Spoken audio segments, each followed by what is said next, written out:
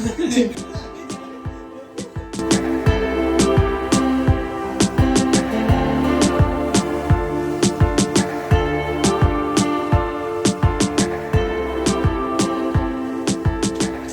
Nikhil, thank you very much for coming to my podcast.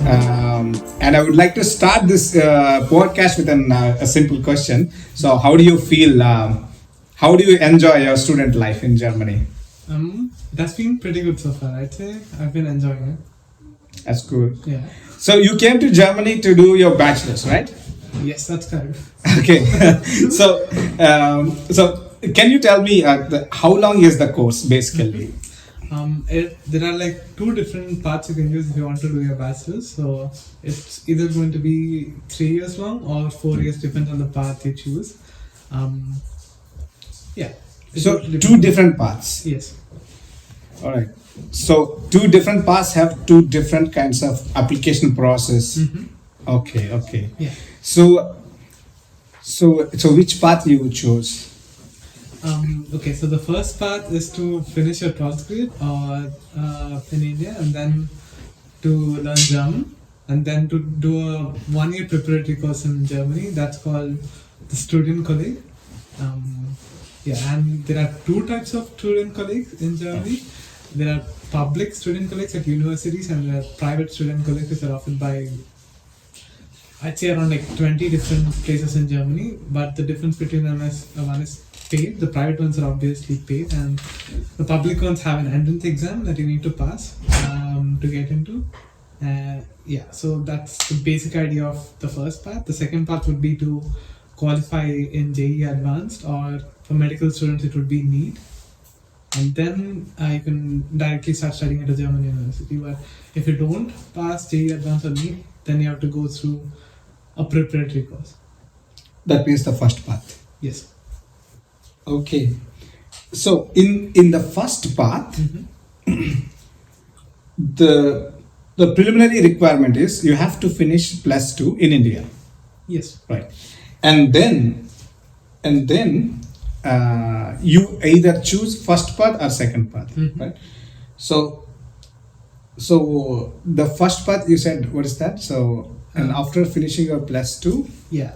So the first path is to do through a preparatory course. Preparatory course. Okay. Yeah. And that is in India. That's in Germany as well. Okay. So, but before going to that preparatory course, you need to apply. Yeah, you need to apply. Okay. And to apply for this preparatory course, you need your 12th grade mark sheet, and you need a German certificate saying that you've finished B1 for most of the student colleagues, but some require B2 as well. Okay, B1 or B2. Yeah. And where do we find the application? Like, at least how many times per year we get this notification? Okay, so it's essentially like any other university course in Germany. You can do it in the summer semester or the winter semester as well. Okay. So for the winter semester, the exams for the public student colleagues are usually from I'd say February to March, and for the winter semester they are roughly from July to August. So the application period would be 3 months before the exam. So that would for the summer semester it would be like November and December, and for the winter semester it would be roughly around April or May. Okay. Yeah.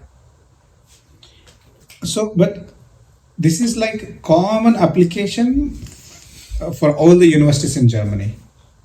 No, there are individualized applications. So you need to go to the university's website and get yourself informed on the particular requirements for that particular university. So it's very different for every university. So you need to go through individual universities and check for the application or check for the notification. Yes. Okay. So more or less all the universities will offer this. No, actually no. So I've 4 years ago it was around like 20 to 25 universities. I think it hasn't changed a lot in these 4 years. So I'd say there are roughly around 30 public student colleagues in Germany. So each individual student colleague has different deadlines and different requirements that you need to go through individually. So it really depends on the city and the university and the student college as well. Okay. So this is for the first part. It's first part, yeah. So after finishing your +2, you go to individual universities. Students start searching for the notifications based on what are the courses they want to study, right, in bachelor's. Yeah. Okay. And then once the notification has been released, whether depending on the winter or summer semester, so they need to fill an application. And by the time they should have B1 or B2 German. Yes. By the time already. Yeah. So that means they should already prepare.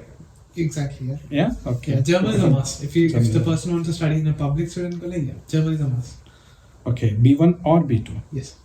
Okay. They submit the German the application form along with the German certificate. Yeah. So that should be recognized through institute, or it has to be a recognized German certificate. There are only I think 3 or 4 recognized certificates from Goethe Institute, or the 3 others. You can simply Google them to find it out. But yeah, and the other one I think is Telk. Goethe are the 2 most famous ones. So you need a certificate from one of these institutes to apply for a student college. Right. Okay. Yeah. So initially, they after the application submitting the application, it's online, right? It's online. Everything is online. Yeah. But some universities require you to send a notarized mark sheet to them. So it really depends on. It's very individualized. So I can't give a generalized statement on. Got it. Okay. So in your case, which university did you apply? Kiel. University of Kiel. Yeah, it's in northern Germany. It's, I think at the border of Denmark. Okay, and there you applied, and then after, so how long it took for you? I mean, for the application process till you hear from them.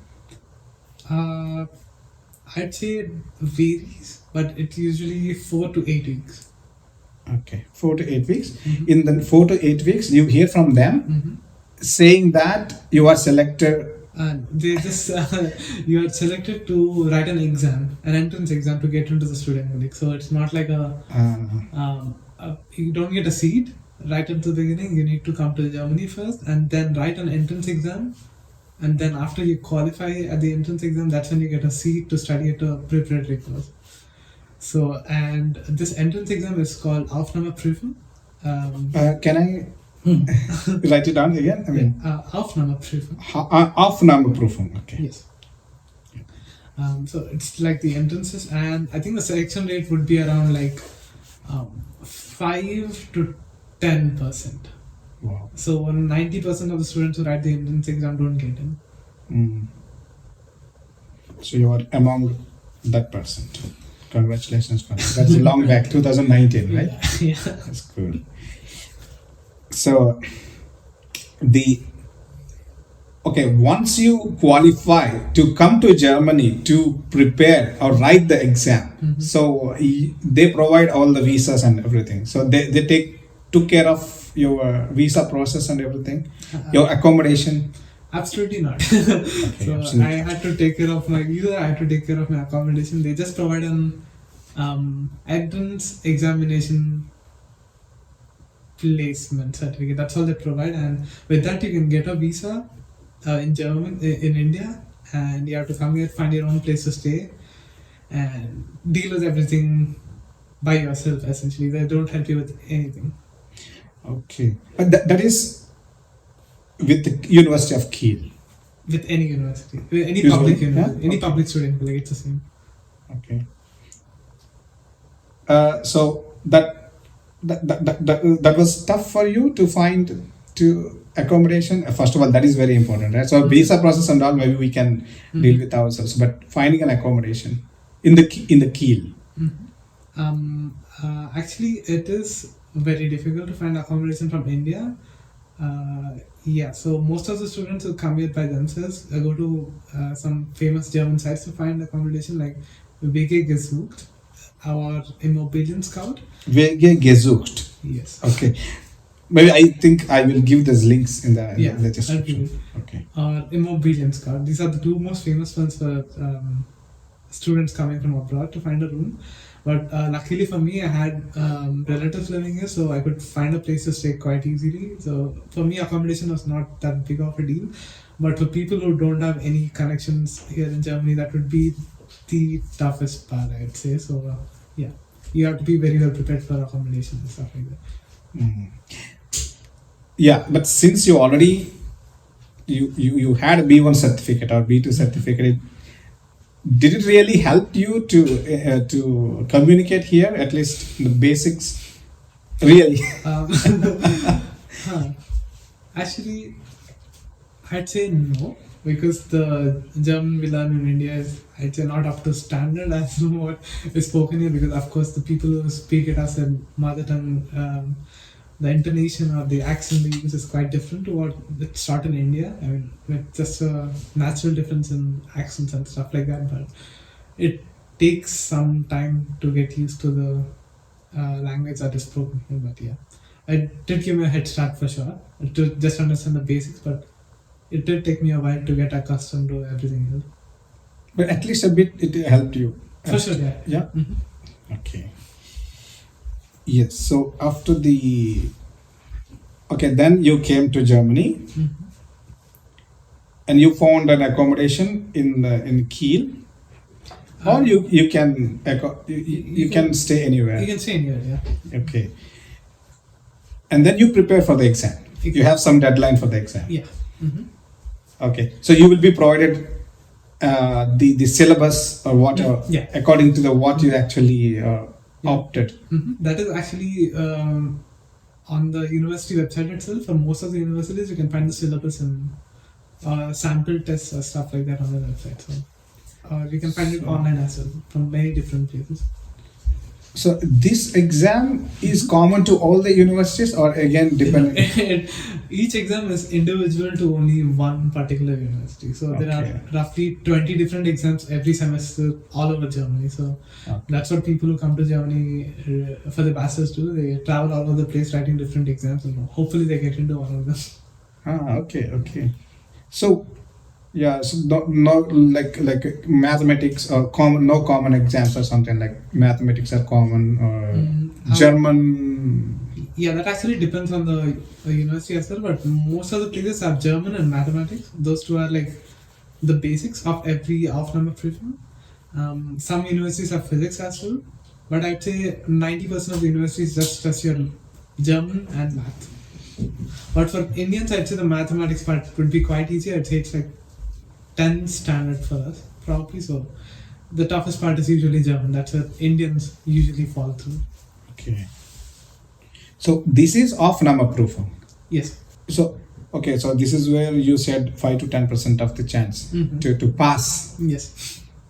No, let me bring it down. It's Okay. like 2 to 5%, not 5 to 10%. Okay.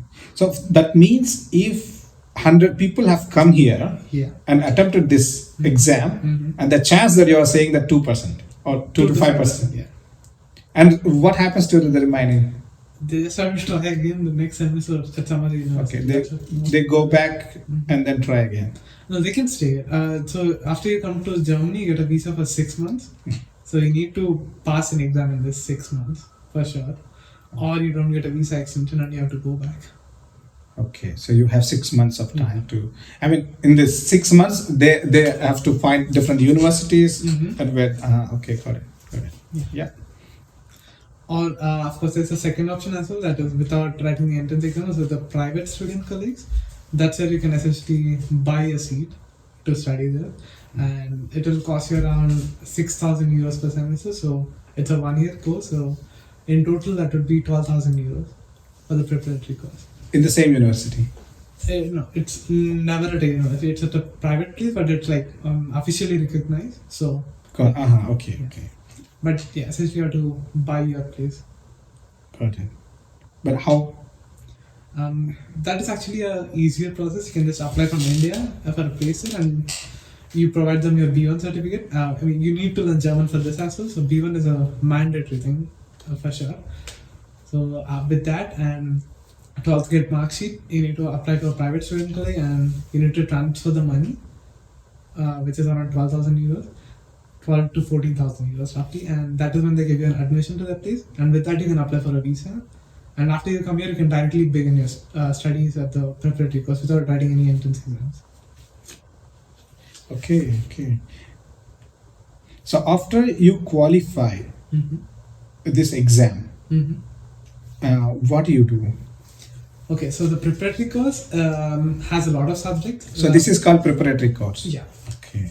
So the entrance exam, proofing is to do the preparatory course. Exactly. Okay. Yeah. So the preparatory course depends on the subject you want to study at the universities. There are 3 different courses, if I'm not wrong. The first one is technic course, take course. The next one would be medicine course, and the next one would be gay course. So these 3, the take course is for people who want to do sciences or engineering.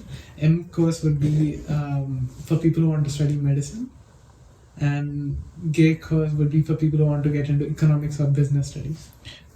Okay, so T course. Okay, in English. Okay, in English, T course. Yeah, Okay, I'm just trying to make them understand. So T, M, and G. Yes. T course, M course, and G course. Yes. T for It's a technique. Yeah. Right? Technical studies. Okay, M for medicine, G for Social studies. social studies. Yeah. So Okay. I did my T course. So in the T course we have German, of course. So German, computer science, mathematics, physics, chemistry, and all of them are, I'd say, they're on par with 12th grade Indian standard. So it should not be a challenge, except German, of course, because it's a new language and you are essentially taught to be on C1. So it is going to be quite challenging, but the other subjects should be a cakewalk. Yeah, computer science and chemistry. And all. Yeah. Okay. How long is the course? It's 2 semesters long, so it's like 1 year. And at the end of this course, you need to write FSP.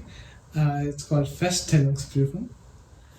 So that's where you get the final entry to a university. This is the final exam of the preparatory course, and if you pass that exam, you can be admitted into any university in Germany. Is it the same process for local people in Germans also? No. It's, Okay, this is for the This is only people for who wants international to students. international students. Okay. So then you get the certificate.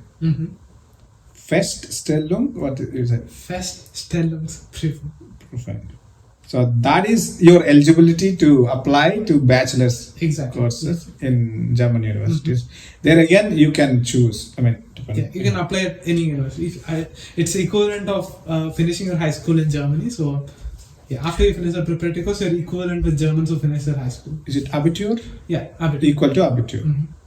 So this is the first part. Yes, this is the first. Okay. Can you tell me the second part, a little bit elaborated? Yeah, the second part would be to qualify JEE Advanced.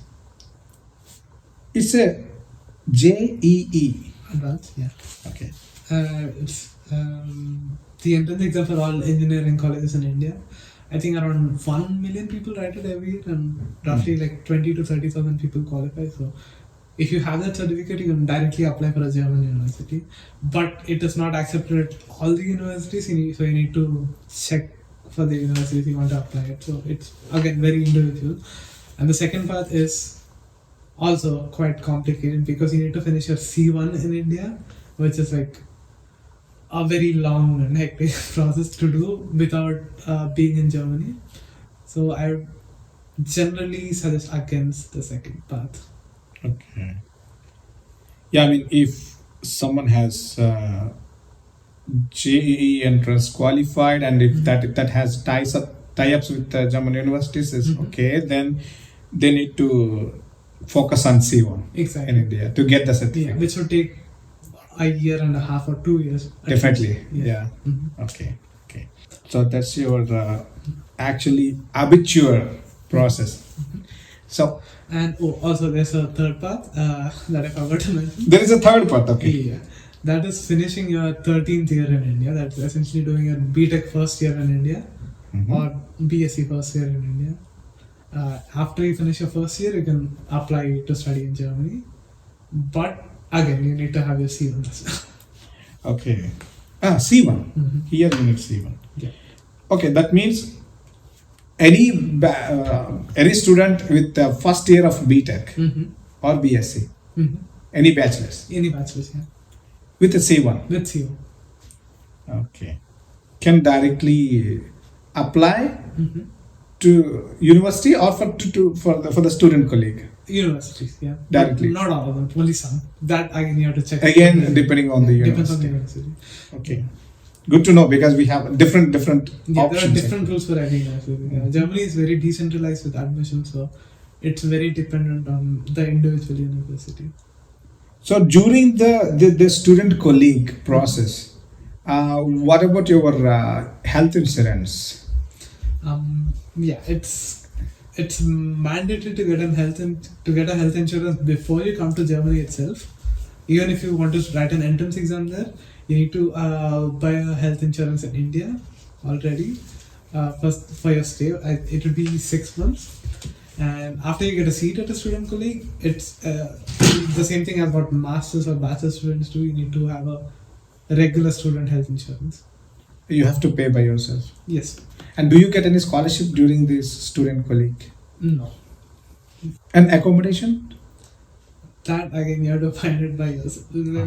Of course, the university might help you if you go to them, but they're not of much help. So Okay. you need to do it yourself. Okay. So yeah. So health insurance is yours, and you need to find your accommodation. Mm-hmm. Is there any fees for student colleague? No, it's kind of free, just like all the other masters or bachelors. You just have to pay for the semester ticket, which would be a ticket which allows you to travel throughout the whole state with buses and trains, and that would be around 250 to 500 euros. It varies from university to university, but it is not higher than 500 euros. Something like that. Okay, that's good. So then, how was your experience and first time when you come here? Mm-hmm. So first of all, why did you choose to come here after your +2 in India?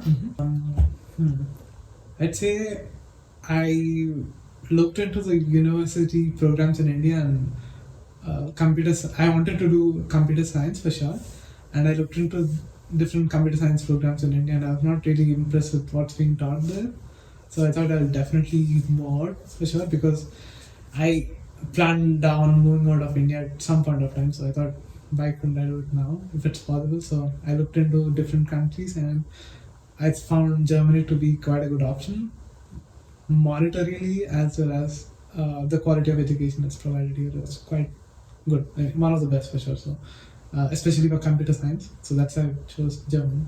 What are the universities can you suggest that, like, for computer science in Germany? Maybe top few for your what you feel like. Yeah. So for technical fields like computer science, there's a coalition of universities called TU9. They're all 9 technical universities spread over Germany. They are the best for technical fields usually, but Germany, of course, there is no ranking system for German universities, and that is really frowned upon to boast about your university or where you study as well. So there is no a ranking system here as well. But personally, based on the research I've done and based on universities that are doing cutting edge research, I'd say the one I study at Technical University of Darmstadt is probably one of the best in Germany, as well as Technical University of Munich and the Technical University of Berlin. Technical University of Dortmund is quite good as well. Yeah, so these would be some of the best, but of course, there is no ranking system here, so any public university would be great for sure. So soon after you came here, so did you feel homesick? Well, yes, because I was 17 years old when I first came to Germany, so I was quite young, and it was very overwhelming to move to a different country and stay away from my family for the first few months. But yeah, I stayed in contact with them every few days or every day for the first few months. So that helped me quite a lot. But of course, there's a sense of homesickness and always lingers around for sure. Yeah. And then what motivated you to stay here? Hmm. Didn't you try, didn't you think to go back at any point of time, Hmm. once or twice? I don't think so. I never thought of going back because I really wanted to achieve what I set out for myself. So going back was never an option for me. But yeah, I found different ways to cope with my homesickness. Of course, I yeah, got into new hobbies and made new friends. That helps a lot with loneliness. So yeah, a good social life always helps put loneliness away, I guess. So So it's interesting to know what is the social life that you engaged in here? well, it really depends on the person, but for me personally, I'm really into football. So almost every university in Germany has a lot of amazing sporting facilities that you can join. There are usually hundreds of sporting choices you have. You just have to go to the website and check them out for yourself. And yeah, I found some sports that I found to be fun, and I joined them. And there are of course Hochschulgruppen. They are like university clubs. There are all kinds of like university clubs or college clubs. There are some for movies or books or different social causes or astronomy. I mean, you can essentially find anything that you're into. So yeah, and once you go there, you find like-minded people to that you can get to know better, and hopefully you can find some new friends. Okay, so finding new friends Yeah. was easy for you, or did you struggle a bit initially? I think initially the language barrier was quite difficult because yeah, people usually prefer to be with friends who also know German as well. So yeah, so at the beginning it was quite difficult, but after a while, once I got used to German, I would say it was quite challenging in comparison to India because I'd say people in Germany are not so approachable in comparison. So you need to usually engage in a conversation and initiate conversations with people. But I'd say most of them are quite nice if you get to know them. Yeah, that also helps to improve your language, right? Yeah, true. Yeah. But you did it. Yeah. Okay, cool. So, and then before you said to achieve my targets, to goals, so I stayed here. So, what is that? What do you want to do? Well, Or at the time, what you wanted to yeah, I'd say my goals changed quite frequently. So at that time, my goal was to finish my bachelor's here because I put in a lot of effort to learn the language, and also my family has put in a lot of effort to send me here. So yeah, it was never an option to look back after all the efforts put in by everyone. So I didn't think of going back at all. But do. You need to somehow leverage those. yeah, exactly. And- So, it Okay, was- okay. So, yeah, but my goals are quite different. But yeah, back then it was to finish my bachelor's and yeah, push through. so then you chose which university to do your bachelor's? It was a technical university of Darmstadt. That's near Frankfurt. That's where I'm doing my bachelor's now. Okay, and then computer science. You chose computer science there. So you generally what are the subjects will be? I'd say it's quite similar to what we have in India, especially for engineering courses. But the only difference would be that there is no BTech degree here. You only get to do BSc or BA. So I'm doing my BSc Computer Science. For mechanical engineering, it would be BSc in Machine Bow. There will be BSc here, Yeah, there is only BSc here. There is no BTech. Bachelor of Science. Bachelor of Science. Yeah. But how do you say in German? It's just BSc. Really? Yeah. Ah, okay. And BTech? There is no BTech in Germany. There is no BTech in it. Yeah. Okay. So general subjects like how. Yeah, anything you can study in India, you can do it here as well. Okay. And that was not tough. You mean the bachelor's? Hmm? Oh, no, I'd say it was quite tough because Yeah, I had to do my whole course in German. So at the beginning, to attend lectures in German and the technical language used there was completely in German as well. And I had to do assignments on the first week itself, which was all in German. So it was quite difficult for the first semester, I would say. But after writing the exams for my first semester, it has gotten much easier because I got used to the flow of the things at my university. Okay. So, or the depth of the heaviness of the syllabus. Yeah. It didn't bother you, or the language initially. Yeah, exactly. And then, how do you feel? How did you feel the depth of the syllabus? Well, it is cutting edge, I'd say. It is quite modern on everything that, I mean, from my field, computer science, we're actually studying about OpenAI and stuff like that, which essentially came out like a couple of years ago. So it is heavily updated every year. So I'd say the syllabus is quite in depth and modernized quite frequently. Okay, so did you find any difference between the Indian education system, the style of teaching or total examinations, everything? Did you find a difference here and there? Yeah, there is a very major difference between Indian universities and I mean, I of course never studied at an Indian university, but based on what my friends who studied there told me, it's the burden to push through on your studies is totally on the person here. So if you don't put in the effort yourself, there is no way you can get through because no one is going to push any student to do anything. So yeah, unless you're motivated by yourself, I mean, there is no requirement to be present in classes. There is no requirement to write exams any semester. You can essentially study for however long you want. So you have to put in effort by yourself to get through it. So finally, the grades will tell you. So how is the evaluation system usually here? Well, it's quite similar to the grading system in India. I would say it's from like in India, it's from A, I think, to F probably, and here that would be from 1 to 5. So like 1 coincides with A, and 2 is with B, and 3 is with C, and 5 is with F, which is failing the exam. Okay, so there'll be like descriptive exams. Do you have? Well, it depends on the subject. So some of the exams I've written have been verbose, like only written in words, and some of them have been only writing code, and some of them have just been project submissions.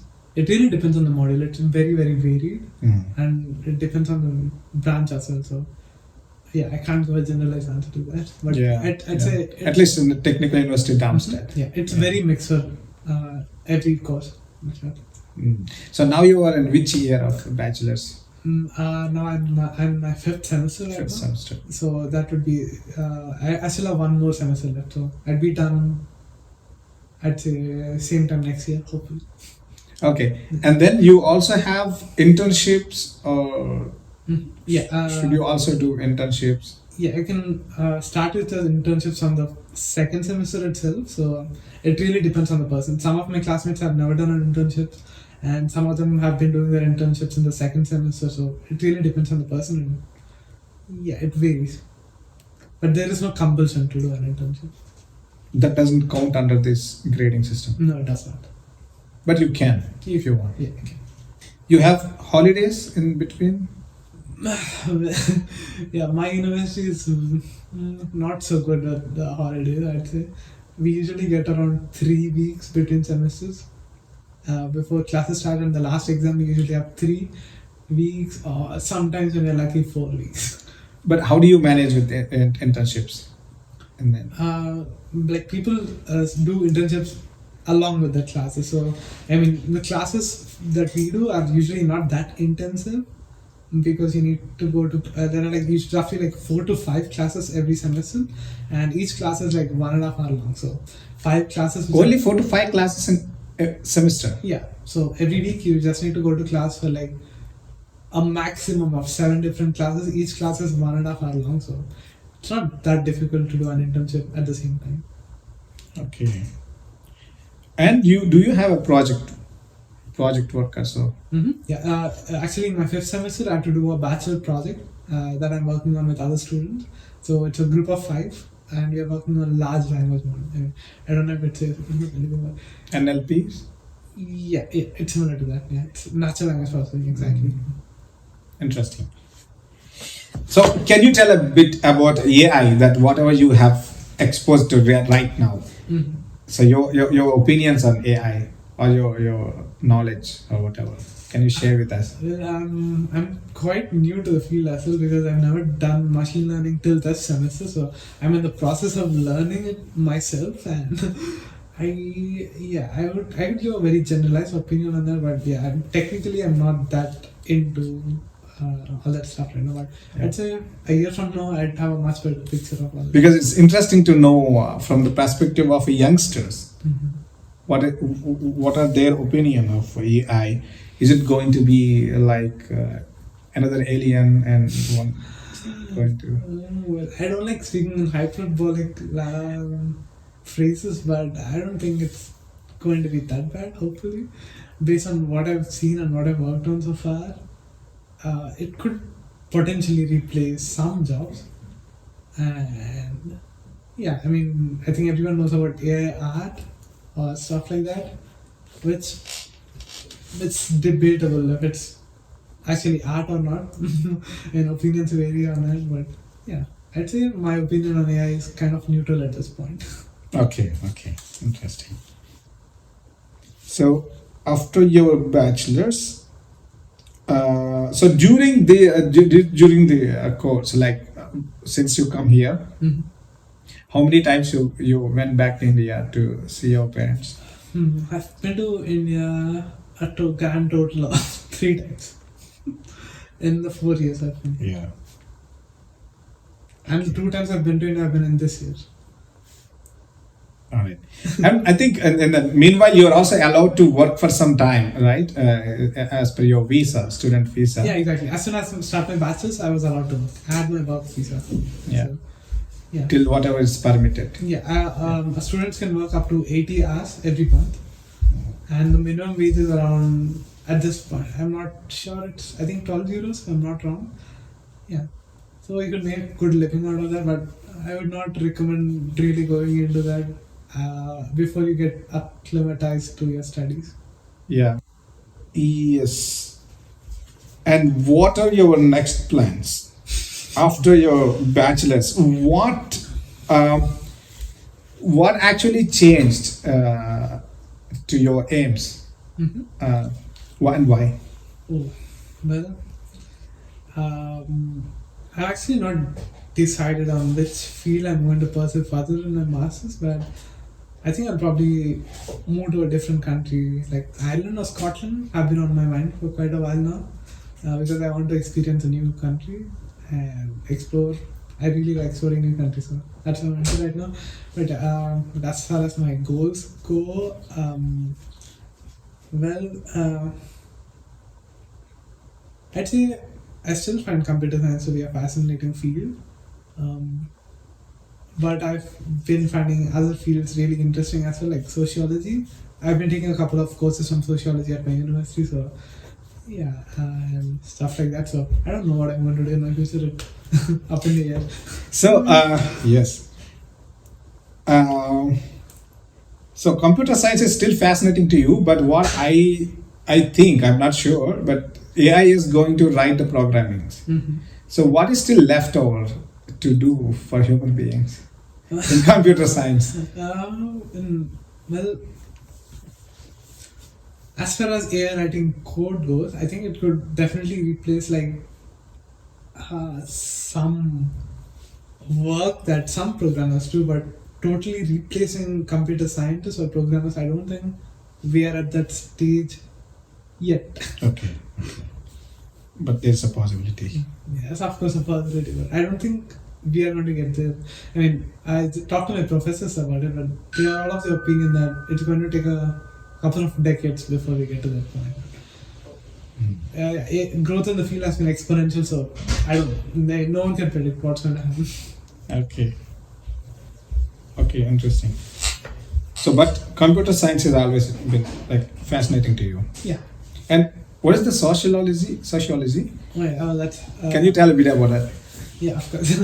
I always like learning about societal structures and what makes societies function, how they do. And the university I study at has a really nice sociology program. So I found some of the courses they do really interesting, like theories on society's functioning, and some popular sociologists like Max Weber or Karl Marx. And he's not only a communist, he was also a famous sociologist who theorized on how society functions and stuff like that. I found it really interesting to learn. And why? Um, Why did you get interested in this suddenly? I don't know. I think I've always been interested in that. It's Alright. not a new thing that I'm in. I always like learning about how people and societies function. Okay. Yeah. It's not like an adjacent course that you have taken during No, your yeah. bachelor's. I mean, when you do your bachelor's in Germany, you can do a few courses from other fields as well, Hmm. as additional courses to your course. So it also counts towards my bachelor's as well. So it's a nice bonus that I could do that and my bachelor's at the same time. All right, interesting. So next plans are to go to Scotland or Ireland to and then pursue your masters. Yes, currently those are my plans. Okay. How did you cope up with the first winter here?